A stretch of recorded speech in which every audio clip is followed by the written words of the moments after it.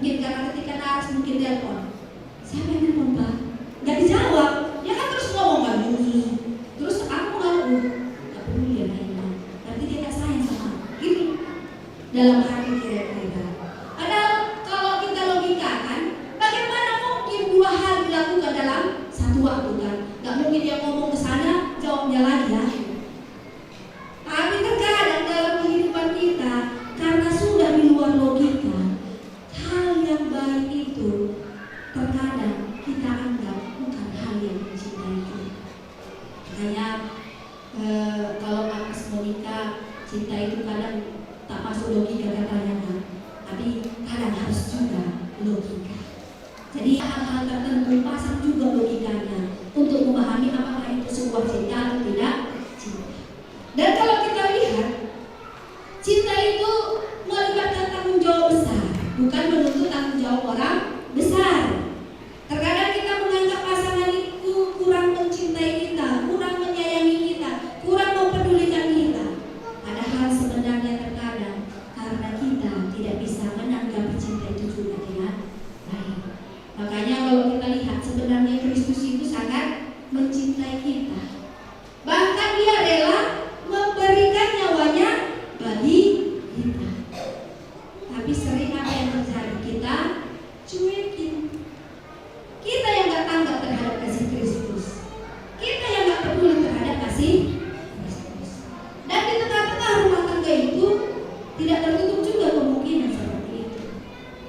Aku sering mengakui hal itu. Kalau narasi istri melakukan hal yang baik, tapi karena aku tidak menanggapinya dengan baik, ya pokok itu tidak butuh cinta. Kadang dia bawa oleh-oleh karena saking cintanya ya kan, tapi oleh-oleh apa? Kemarahan. Padahal dia sebenarnya sangat mencintai. Tapi ketika kita tidak bisa cinta itu pun tidak bisa kita rasakan. Jadi Kristus rela memberikan nyawanya. Dan apa yang dikatakannya? Siapa yang mempunyai harta duniawi dan melihat saudara-saudaranya yang menderita kekurangan, tetapi menutup pintu hatinya, bagaimana kasih Allah ada di dalam diri? Artinya, ketika kita memiliki sesuatu, tapi sesuatu itu tidak kita pakaikan untuk merealisasikan kebutuhan teman kita, itu tandanya cinta Kristus itu tidak ada di dalam diri. Bukan hanya harta, mungkin kita punya kekuatan, kita punya mulut bisa berkata-kata dengan baik. Ketika teman kita butuh motivasi, justru kita misalnya menghakimi, berarti kita tidak memberikan cinta. Jadi ketika ada apa yang ada di dalam diri kita itu, pakailah untuk merealisasikan cinta. Jadi jangan tunggu orang lain, tapi berikanlah itu. Mungkin dalam hubungan berkeluarga, keluarga depan, keluarga inti, tidak saling menunggu tapi saling memberi. Tidak saling menuntut tapi saling merealisasikan. Karena sebenarnya berumah tangga ini itu akan mempersatukan dua keluarga. Aku sangat lama mengingatnya. Kalau pernah dulu pendeta Kasna bilang seperti ini, berumah tangga ini sama dengan membeli seekor anjing katanya. Kalau kita membeli seekor anjing, pasti kita membeli dengan kutunya. Nggak mungkin kutunya itu aku nggak mau gitu kira-kira. Dan ketika kita membeli dengan kutunya, kalau kita mau melepaskan kutunya itu dengan ekspres misalnya dengan apa? Dengan menyiram air panas, pasti anjingnya juga ikut mati. Jadi bagaimana mengeluarkan kutunya itu? Ya satu-satu ditarik, satu-satu. Jadi cinta itu akan melepaskan segala kutu-kutu itu. Mungkin Wina, mungkin Deo pasti punya kekurangan. Nah, nggak mungkin ada kekurangan. Jadi kalau berumah tangga itu satu paket, kebaikan dan keburukan. Jadi kalau keburukan itu langsung semua berubah, nggak akan mungkin. Tapi bagaimana satu-satu nanti Deo mengubahkan Wina mengubahkan Deo. Apa yang memampukan ketika dua-dua hidup dalam cinta kasih Kristus. Makanya apa yang dikatakan kitab Yohanes tadi, anak-anakku marilah kita mengasihi bukan dengan perkataan dengan lidah, tapi dengan perbuatan dalam kebenaran. Jadi siapa yang masih kurang bahagia dalam rumah tangga, berarti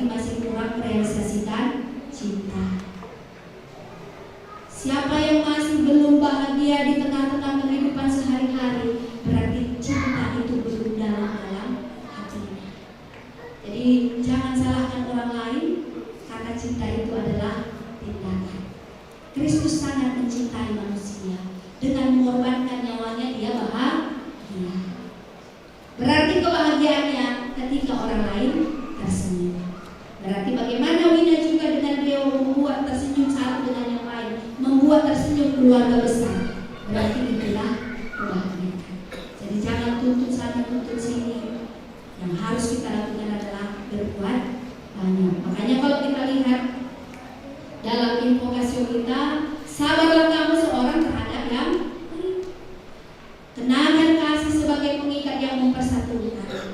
Dan biar dari Kristus itu bekerja memerintah di dalam hati. Dan yang harus kita ingat, karena untuk itulah kamu dipanggil untuk jadi satu tubuh.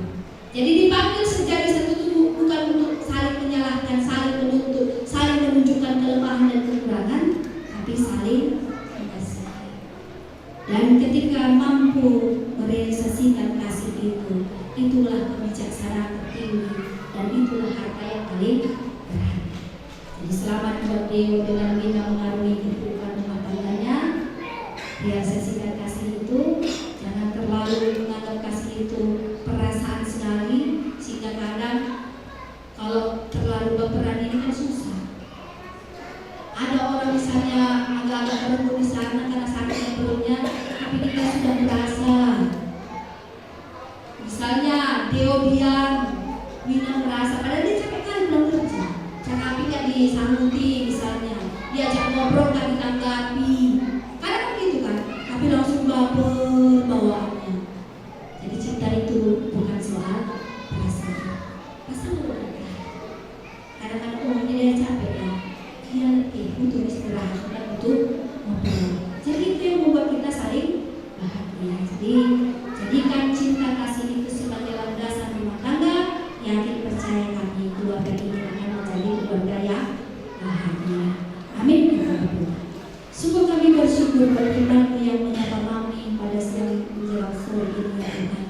Dan biar cinta kasih itu memenuhi hati kami, bukan sekedar cinta kasih yang manipulatif, bukan cinta kasih yang romantisisme picisan semata, dan bukan juga sekedar kata-kata gombal, tapi betul-betul dinyatakan dari perbuatan. Kasih itu selalu memberi, kasih itu selalu akan memberikan pengorbanan, dan mampukan kami melakukannya di dalam kehidupan kami, sehingga betul-betul kami dapat merealisasikan kasih di dalam kehidupan kami, sehingga kami tetap mampu berbahagia dalam segala situasi, karena kami bukan menuntut orang lain, tapi memberikan diri kami untuk menjadi sarana bahagia bagi orang lain. Khususnya buat Deo dengan Wina, mampukan mereka menjadikan kasih Kristus menjadi manifestasi tertinggi dalam kehidupan rumah tangga mereka, sehingga rumah tangga ini nantinya tetap utuh, tetap bahagia, dan dapat menjadi saksi Kristus. Inilah doa kami di dalam Kristus Yesus kami berdoa. Amin. Sebab kami undang untuk bangkit berdiri. Mari siap Kristus, anak seorang Tuhan, sedari alam kesal sebadia, tubuh hidup semula berani, sesuatu kiamat, tergelar si Maria, sinami kini serang, sama keberatan Pontius Pilatus, dipakukan bayi bersilam, mati sedari kubur, musuh kuduli kuate, ketua